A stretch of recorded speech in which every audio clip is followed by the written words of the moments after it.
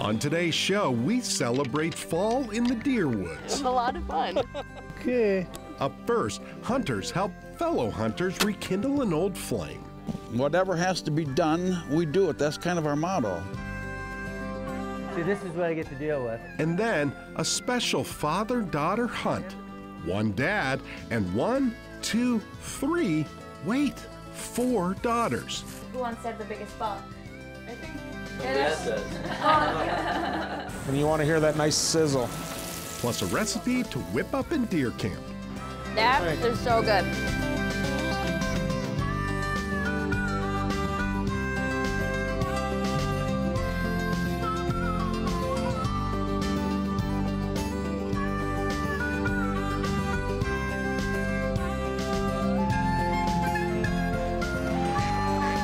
Minnesota Bound. Brought to you by Minnesota's select GMC dealers. Hi, everybody. Bill and I welcome you to the show. Yeah, today's show is all about deer hunting and our love of the fall season.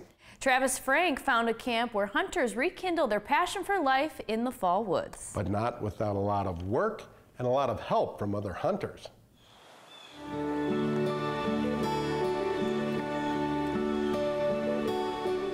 When leaves turn crimson. Guests at Camp Wilderness Boy Scout Lodge turn to camo. Hunters come to celebrate deer season. Yeah, here's Mama too. With hunters who need their help. How are you? This is the 23rd annual Uffdah Camp Wilderness Hunt. The acronym Uffdah stands for the United Federation for Disabled Archers. I can't really describe it. This is a labor of love. An organization Daniel Hendricks created to get physically challenged hunters back in the woods. Never thought this day would ever happen again where he got to go deer hunting, and here he is. He's been hunting since 2001. This year, 30 hunters will take aim. Still going for that center one? Yep. Each one shooting in their own unique way. When you stop and think that you've got bow hunters that take a week out of their season so that they can provide a quality bow hunt for disabled people, that's a pretty special group of people. Nice seeing you. And they have that burning love for the outdoors and hunting in their heart the same as we do, except that they have to go through so much more to be able to do it, and some of them can't do it without special help. Well, we're here to help. The whole key word for Uffdah is volunteers, yeah. Okay. Volunteers modify crossbows to help every archer perfect their shot. Everybody wants to come alongside and bring a little joy into their life and something that they already love doing. Whatever has to be done, we do it. That's kind of our motto. Qualifying is 3 shots in the kill zone at 20 yards. It's a lot of fun. It's seeing that smile. It's seeing that the hunters just have something just so exciting to look forward to. Yes! Beautiful shot. After dinner and fellowship, I'm Rick. Excitement turns to a hunt that many here feared they would never experience again. Good luck tonight. For these hunters to come and be able to do that, I'm sorry.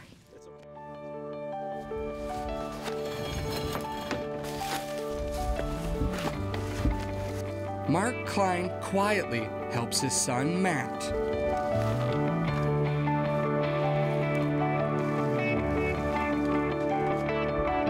For a moment, overlooking this meadow, Matt can forget about the car accident that nearly took his life.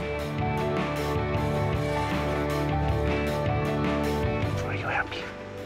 You're happy. Perfect. Matt grew up with a passion for the hunt. It just spoke to me on what this did for him.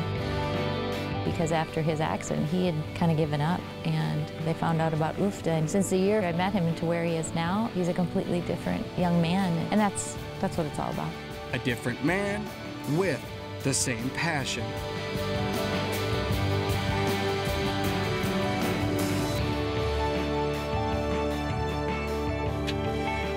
When they get a deer, the way they light up, man, it's phenomenal. It brings tears to your eyes because it touches you so deeply. So now it's Bryn Duncan's turn. we just need to be settled so we don't make too much noise by the time the deer start coming through. At the age of 7, a car accident stole her ability to walk, but she hasn't let it steal her ability to hunt. Her guide, Kelly Kraft, tries to rattle up Bryn's 4th deer in the last 6 years. I love Uffdah. Love it. I don't like waking up in the morning at 4 and seeing nothing. I never knew that. Today, she settles for a hug from a friend that shares the same bond. The arrow looked perfect when I went over the buck's back. It looked perfect all the way to there. At this deer camp, perfection simply means Bryn and her fellow hunters have a chance. Leaving the forest, there's hope to hunt tomorrow, thanks to a group of hunters that came together to keep deer season alive.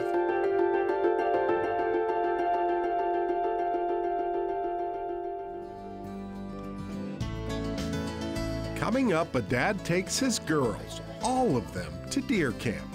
We're just gonna season with some salt. And later, venison tenderloins prepared the right way. Minnesota Bound is brought to you by Minnesota Select GMC dealers, Rapala Ice Force, Star Bank, and by Chase on the Lake.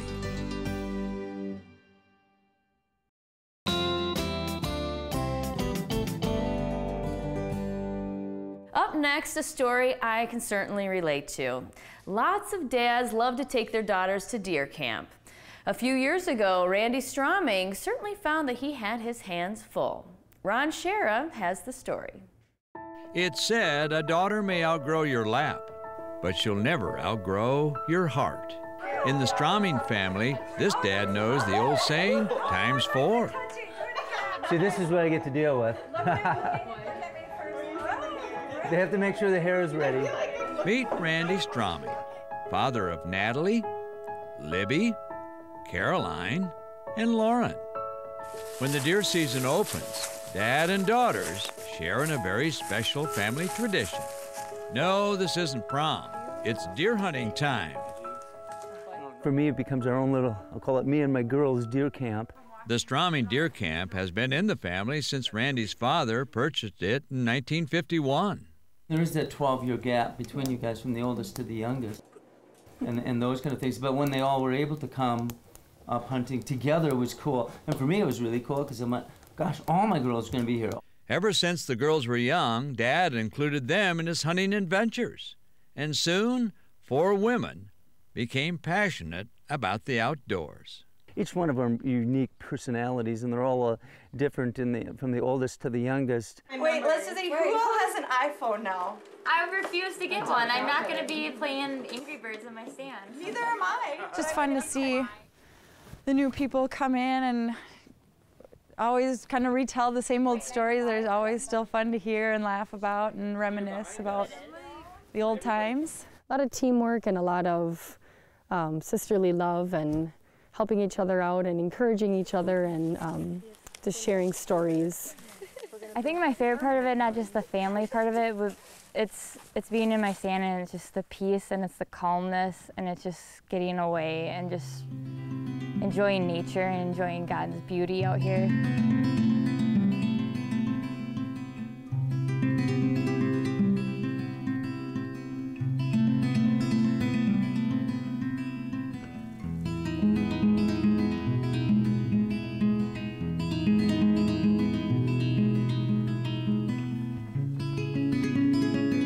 When we actually start hunting with my dad, we sit 2 years in the stand with him just to get the feel and how real deer hunting is and the safety aspects of it. These sisters have teamwork down, but what about sibling rivalry in the woods? At the end of the day, who wants to have the biggest buck? I think But Dad does. Oh, yeah. I think I've gotten 5 deer. Amen. I have yet to get a deer, but duck hunting, I've gotten a goose. I have to get on there. I've been hunting for 10 years and I've gotten 5 deer, so game on this year, Nat. What's really tough is when they're all 4 gang up on Dad, and then I have to take them all on in a fun bickering way. Now all the girls have their own deer stands, while Dad watches, listens, and waits.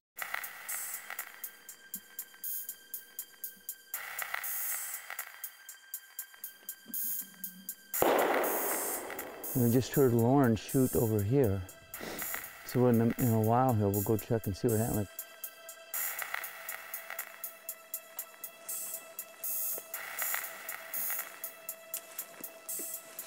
He ran right through here.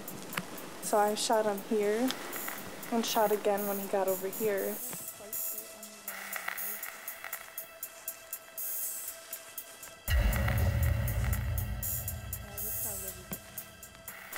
2 came right down the middle here. Yeah. Did it come right to you? Yeah, as I shot and I missed. I want to see where that was then, okay? Close, but no deer, it seems. But the tradition goes on. And yes, they have outgrown their father's lap, but never his heart. This is for Ron Schara, remember? We're going to make sure this is good. One little garlic clove in there. Coming up next, we get wild in the kitchen, deer camp style. Plus, a Minnesota-bound classic all about old deer camps. Closed captioning is brought to you by Husqvarna.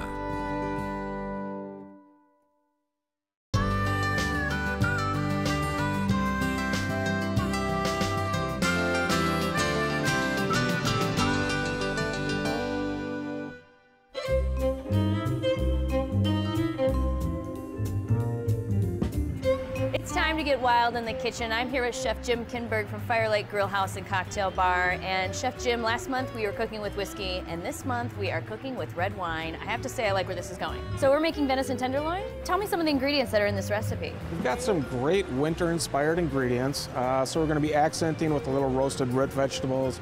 We're going to be doing a sauce with the roasted grapes, cooked down with a little red wine reduction, little beef stock in there. So great winter comfort food. All right, so how do we get started? We're going to get started. Notice there's just a little bit of silver skin on there. I want to trim that off because that's going to be a little chewy. We're just going to season with some salt and pepper. All right. We want to get a nice sear on there. Some good extra virgin olive oil. And you want to hear that nice sizzle. It's going to be about 3 minutes on each side. That's about 3 turns. I'm going to give this a little peek and look at that nice crust we got going on there. Don't worry about that. That's all right. I've got just like 1 little garlic clove in there. Got some fresh thyme. Got some fresh rosemary. This is just going to kind of season the oil that it's searing in. And then what we're going to do is kind of take that oil and just baste it. So look at that. We got another crust on the other side. Next step. So these are just some nice red grapes we got. Put them right in the pan. So now we're going to put it in the oven, 400 degrees, and we want to cook it to an internal temperature, 130 degrees. About medium rare, 130 degrees. One of the most important steps beyond the searing is the resting. And that's also going to give us just enough time to make our sauce. So we're going to take those herbs, we're just going to remove them from the pan. You've got all that flavor kind of baked down to the bottom of that. And if you'd be so kind, why don't you pour like about 1/3 of a cup, so maybe half of that. And then we're going to do the same with the beef stock. Get all those flavors released from the bottom of the pan, and then we're going to let that reduce. So if you notice, it's cooked down to like a syrup consistency. So for plate up, I've got some of these great little roasted root vegetables. There's some parsnips. We're just going to make like 3 nice little piles. Then we're going to take our tenderloin. Let's see how we did. So here's the real test. Wow, look at that. We got that nice medium rare interior. All right, and then we got the roasted grapes. We're just going to kind of pool right around those medallions. A little fresh Italian parsley on there. And look at that. Give that a try. Hey. There we go. That is so good. Once again, Jim, you have outdone yourself. This is absolutely delicious. So there you have it. Instead of drinking all your red wine, you may just try cooking with it. It's so easy, yet so wildly delicious.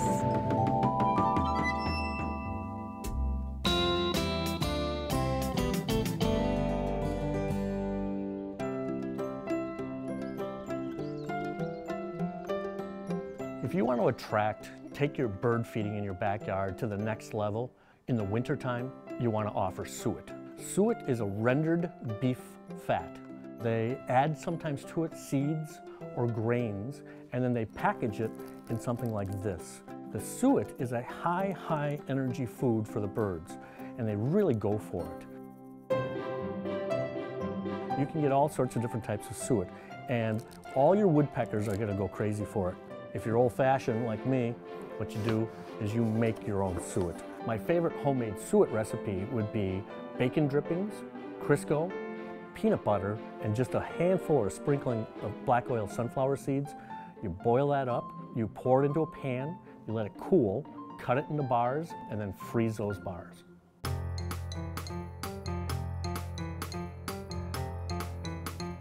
We've got two different kinds of suet and two different kinds of cages that we offer them in. I like this one here because it has a prop, a tail prop. The bird lands here and its tail pushes against here, gives them a nice stable platform to be able to get to the suet.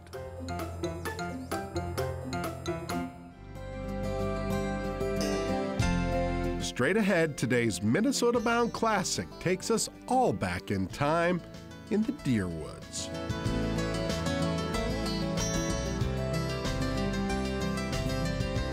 Minnesota Bound is brought to you by Radco Truck Accessories, Connecticut, Running Aces Casino, and by Totem Resorts, the premier destination for world-class fishing.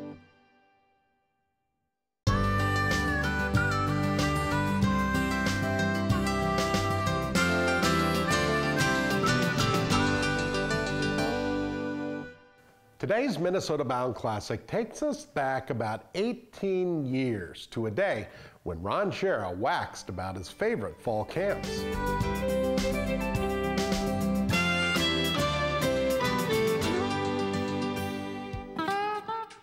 When autumn stirs the hunter's soul, you'll understand what I'm about to say. It's about a place called Deer Camp and the spirit of opening day. Deer camps are deer camps. Some are fancy, some are simple. The fancy ones have fancy food. At the others, you're free to scratch a pimple. I'm the camp supervisor, and everybody in my camp gets up at 4:30 in the morning. I want it to be just, you know, the way it should be, and I might say all the guys together and have a fire at night, you know, out here, and a bonfire, and if the guys wants to sit around, kick around it. And of course, I don't have my washer and dryer in here yet. If I put it in, I know my wife would probably move right up here. Deer camps are family or friends who are near, and all who gather share a love for the deer. Number one, if you're going to talk about a white-tailed deer, the first thing you talk about is his nose. And if he smells you, he's not going to question it. He's out of town. He's out of your life. When the hunting is over, a deer camp plays on, but the card games don't last, because soon it'll be dawn. You may wonder, why deer camp? Why did it start? Well, the answer's not easy, but it comes from the heart. A deer camp connects us to the days of our past, when we were closer to nature, and our lives not as fast. Yes, a deer camp's about hunting, but a whole lot more. Put a new log on the fire before we all start to snore.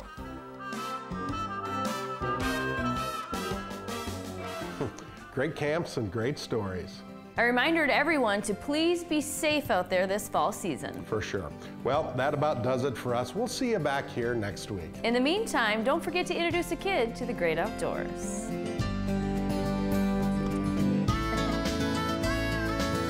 Transportation provided by Premier Transportation. Call 1-800-899-7433. To get more Minnesota Bound, including full episodes, go to mnbound.com. And to follow our latest adventures, like us on Facebook.